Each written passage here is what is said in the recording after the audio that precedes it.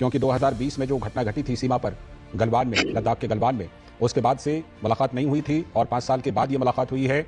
और इसमें ख़ास बात यह भी है कि अभी हाल ही में जो दोनों देश जो हैं वो एक समझौते तक पहुंच गए और प्रधानमंत्री नरेंद्र मोदी ने जो यहाँ पे मोदी जी और शी जिनपिंग ने यहाँ पे हाथ मिला लिया है। जी हाँ बिल्कुल। और ये कहाँ मिलाया है? कजान में मिलाया है। और ये कहाँ पड़ता है? रशिया में पड़ता है।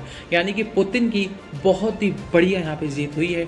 और ये ऐसा क्यों हुआ, क्या हुआ, मैं आपको पूरा वीडियो बताऊंगा। चलो स्टार्ट करते हैं वीडियो। क्या हुआ कि यहाँ पे मोदी जी गए थे यहाँ पे रशिया में, कजान नाम की जगह है वहाँ पे। क्यों गए थे? क्योंकि वहाँ पे रशिया ने यहाँ पे ब्रिक्स समिट यहाँ पे होस्ट कर रहा था। यानी कि ब्रिक्स समिट की यहाँ पे बैठक हुई थी। ब्रिक्स समिट क्या होता है? यानी कि ब्राज़ील, रशिया, इंडिया, चाइना और साउथ अफ्रीका जैसे एक यहाँ पे कंट्रीज यहाँ पे साथ एक तरीके का ग्रुप है। जैसे कि आपके नाटो है, आपका यहाँ पे आसियान देश हैं, ऐसी ग्रुप्स की मीटिंग्स होती हैं। तो ऐसे ही यहाँ पे ब्रिक्स समिट यहाँ पे रशिया यहाँ पे होस्ट कर रहा था, जिसमें सबको बुलाया था, चाइना को भी बुलाया था और इंडिया को भी बुलाया था, सब साथ में थे। और यहाँ पे इसी वजह से ये वाला जो ये यहाँ पे हाथ मिलाने वाला काम यहाँ पे इंडिया और चाइना का इस जगह यहाँ पे हो गया। अब यहाँ पे ये समझ में आ गया कि भाई ये हुआ कहाँ पे और क्या क्यों हुआ, कैसे हुआ। अब मैं आपको बताता हूँ कि यहाँ पे कैसे यहाँ पे दोस्ती कैसे बनी। देखो, समझने का प्रयास करो। सबको अपना जियोपॉलिटिक्स हित प्यारा है, सबको अपने देश हित प्यारा है। रशिया, इंडिया, चाइना, रिक इसको समझो, एक शॉर्ट फॉर्म मैं कहूँगा। ये साथ क्यों आए हैं? इनके पीछे बहुत ही बड़ी जियोपॉलिटिक मूव खेली गई है। देखो, इंडिया को चाहिए अपनी बॉर्डर को सुरक्षा करना, क्योंकि इस वजह से इंडिया ने अपने हित के लिए ये वाला काम किया। भैया प्रधानमंत्री कहे चलो ठीक है भाई, तुम दोस्ती का हाथ बढ़ाओ तो हम भी यहाँ पे हाथ बढ़ाएंगे, ठीक है। और यहाँ पे ये डेवलपमेंट आई थी इससे पहले, कजान मीटिंग से पहले यहाँ पे हमारे फॉरेन मिनिस्टर जी ने कह दिया था, न्यूज़ आ गई थी कि चाइना मान गया है यहाँ पे 2020 से पहले, जहाँ पे वो 2020 में क्या हुआ था कि गलवान वैली इंसिडेंट हुआ था। अगर आपको नहीं पता मैं थोड़ा शॉर्ट में बता देता हूँ। गलवान वैली यहाँ पे आपका लद्दाख के साइड वहाँ पे पड़ता है।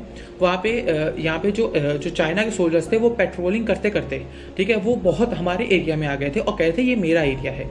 यानी कि वो एक्सपैंड कर रहे थे और यहाँ पे उनके और इंडिया के बीच झड़प हुई थी। इसमें हमारे देश के 20 जवान यहाँ पे शहीद हुए थे और उनके पता कितने लोग मरे थे? 42 सोल्जर्स मरे थे, दुगना मारे थे। तो में आ रहा है। तो इसी वजह से यहाँ पे तब से एकदम टेंशन्स बन गई कि यहाँ पे चाइना बहुत ज़्यादा एडवांस कर रहा है, बहुत ज़्यादा। इससे कई ढेर सारी मीटिंग होती रही, बहुत मीटिंग हुई, बहुत सोल्जर्स बैठे पे। फिर उसके बाद उसके बाद यहाँ पे फॉरेन मिनिस्टर यहाँ पे हमारे कहते हैं कि यहाँ पे अब चाइना मान गया है कि 2020 में यहाँ पे जो गलवान वैली इंसिडेंट हुआ था उसके जहाँ पे वो पहले था, यानी कि गलवान वैली और जो उसकी खुद की पोस्टिंग थी पहले जैसे नॉर्मल जैसे कंडीशंस हो जाएंगी और वो अपने ट्रूप्स जो उसकी मिलिट्री आगे आ गई वो अपने पीछे खींच लेगा और हम भी पीछे खींच लेंगे और हम लोग म्यूचुअली आगे बढ़ेंगे, एक दूसरे के बॉर्डर को हम यहाँ पे रिस्पेक्ट करेंगे। और यहाँ पे ये भी बात कही गई है, यहाँ पे LAC यहाँ पे एक पूरी तरीके से मतलब बॉर्डर लाइन यहाँ पे घोषित कर दी जाएगी, ठीक है। अब ये भी बात यहाँ पे चल रही है, ठीक है। तो ये बहुत ही बड़ी डेवलपमेंट थी। और उसके बाद यहाँ पे मोदी जी और यहाँ पे शी जिनपिंग यहाँ पे आपका हाथ मिला लेते हैं। तो यहाँ पे एक और चीज़ हुई थी जो हमारे NSA हैं, ठीक है, समझने के बाद ब्रिक्स समिट होने से पहले, वर्ल्ड लीडर्स मिलने से पहले, याद रखो कोई भी समिट होता है उससे पहले जो वर्ल्ड लीडर्स मिलते हैं उसके पहले उनके खुद के फॉरेन मिनिस्टर मिलते हैं, आपके सिक्योरिटी एडवाइजर्स मिलते हैं, तब जाके आपके लीडर्स एक साथ मिलते हैं। समझ में आ रहा है ना? ये कारण है। इसी वजह से यहाँ पे जो हमारे देश के NSA हैं, अजीत डोभाल जी, वो चाइना के NSA से मिले थे और ये मीटिंग एकदम समझ लो एक सीक्रेट वे में यहाँ पे मीटिंग की गई थी। पुतिन ने यहाँ पे करवाई थी। पुतिन ने यहाँ पे करवा करके मामला साठ कर दिया, भैया अब तुम लोग अपने अपने बॉर्डर लाइन में आ जाओ, भैया देखो समझने का प्रयास करो हमें। अब पुतिन ने ऐसा क्यों किया? पुतिन ने इस वजह से किया क्योंकि वो इंडिया और चाइना को यहाँ पे साथ ले आना चाहते हैं, क्योंकि उनको भाई, क्योंकि देखो उनके ऊपर हजारों सैंक्शंस हैं भाई। अगर इंडिया और चाइना यहाँ पे साथ नहीं होंगे, ब्रिक्स समिट यहाँ पे खड़ा नहीं होगा, तो कैसे पुतिन, रशिया कैसे सर्वाइव करेगा भाई? उसको तो सर्वाइवल पे आ गया। और चाइना यहाँ पे, आप कहोगे चाइना ने ऐसा क्यों किया? देखो, चाइना ने इस वजह से हाथ मिलाया क्योंकि यहाँ पे उसको ताइवान पे हमला करना है, और अगर ताइवान पे हमला करना है तो यहाँ पे भाई इंडिया को तो चुप कराना ही होगा।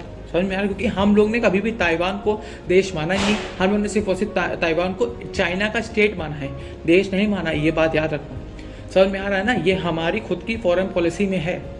इसी वजह से इसको चुप कराने के लिए, यहाँ पे इंडिया को चुप कराने के लिए यहाँ पे दोस्ती का हाथ बढ़ा दी। भैया बहुत हमने बॉर्डर डिस्प्यूट कर लिया, अब थोड़ा बहुत यहाँ पे मौका मिला है, ताइवान पे हथियार लो और फिर उसके बाद सीधे सीधे करके यहाँ पे मामला ठंडा हो जाएगा, ठीक है। तो ये ये समझ लो सबको अपना अपना हित प्यारा था, इसीलिए यहाँ पे हाथ मिलाया गया। और यहाँ पे बॉर्डर टेंशंस यहाँ पे अब बहुत ही बेहतर हो गई भारत और चाइना की।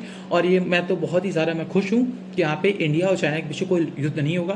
क्योंकि देखो यार, अगर युद्ध एक समझ लो, एक तरीके से समझ लो बहुत ही ज़्यादा बेकार चीज़ यहाँ पे मैसेज करता है। क्योंकि एक युद्ध देश को हज़ारों साल पीछे चला ले जाता है, मतलब कई सौ साल पीछे ले जाता है। ये बहुत अच्छी बात है, यहाँ पे टेंशन यहाँ पे शांत हुई हैं और होपफुली। लेकिन मुझे थोड़ा सा इसमें देखो, चाइना पे हम लोग किसी पे ट्रस्ट नहीं करते, क्या बताऊँ, कोई भी हम सब जानते हैं यहाँ पे चाइना पे कोई ट्रस्ट नहीं करेगा, कोई किसी पे ट्रस्ट नहीं करता है, ठीक है, मेरी बात याद रखना। देर इज जियो पॉलिटिक्स में सिर्फ एक ही रूल है यहाँ पे, there is no permanent friend और नो परमानेंट एनिमी, ये बात याद रखना।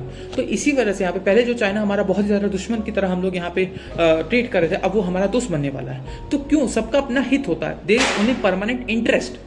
तुम्हारा खुद का परमानेंट इंटरेस्ट होगा तभी यहाँ पे काम हो पाएगा भाई।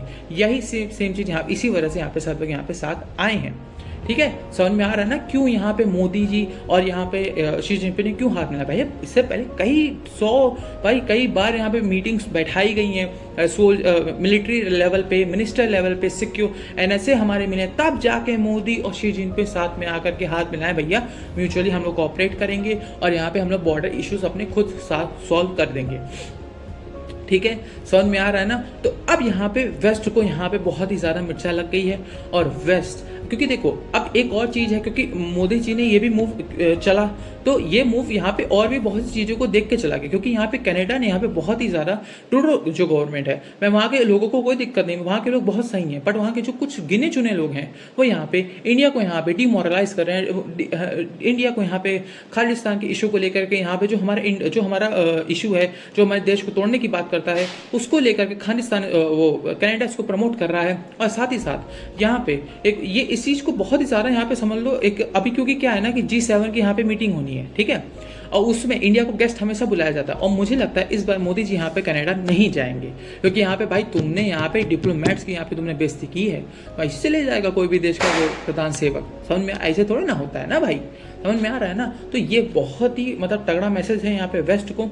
तो वेस्ट को अपनी यहाँ पे पॉलिसीज को थोड़ा ना कम रखना चाहिए, ठीक है, थोड़ा यहाँ पे समझो, वेस्ट को थोड़ा बहुत अपना कम रखना चाहिए। अब देखो वेस्ट यहाँ पे क्या करता है, वेस्ट सोचता है कि देखो समझो, वेस्ट अपना सोचता है, वेस्ट अपनी हेजेमनी लाना चाहता है, ठीक है, वेस्ट अपनी हेजेमनी लाना चाहता है कि हाँ भाई हम ही बेस्ट हैं, पूरी दुनिया में हम ही हैं। और चाइना अपनी हेजेमनी लाना चाहता है और इंडिया अपने तरीके से हेजेमनी लाना चाहता है। इंडिया को ये दोनों चीज़ यहाँ पे जो हमारे फॉरेन पॉलिसी एक्सपर्ट्स हैं, जो IAS ऑफिसर्स हैं, वो ये जानते हैं कि देखो हर बंदे ने दुनिया ने जिसने भी मुकाम हासिल किया वो अपने तरीके से किया है।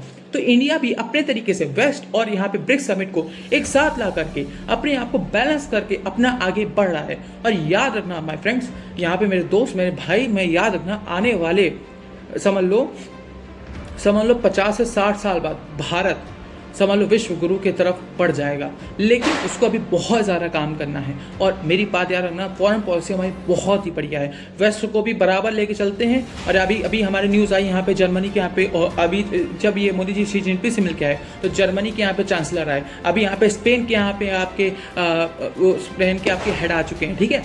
तो समझो उन्होंने यहाँ पे इंडिया के साथ यहाँ पे जो मिलिट्री का जो आपका एक आपका फाइटर जेट है वहाँ पे समझने वो उसके बारे में अभी डिटेल्स मैं अभी और अच्छे से रिसर्च करूँगा, मैं आपको वीडियो जरूर बताऊंगा।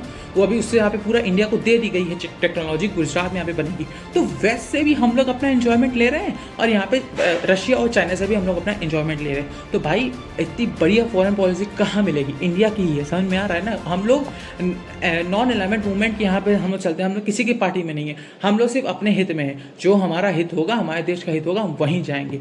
तो होपफुली आपको वीडियो बहुत पसंद आई होगी, लाइक करना, सब्सक्राइब करना और पूरी वीडियो मैंने आपको बता दी। और याद रखना आज से 5 साल बाद ताइवान, मुझे लगा मैं लिख के ले लो, ताइवान यहाँ पे कब्जे में आने वाला है, और लिख के ले लो, कोई कुछ नहीं कर पाएगा, क्योंकि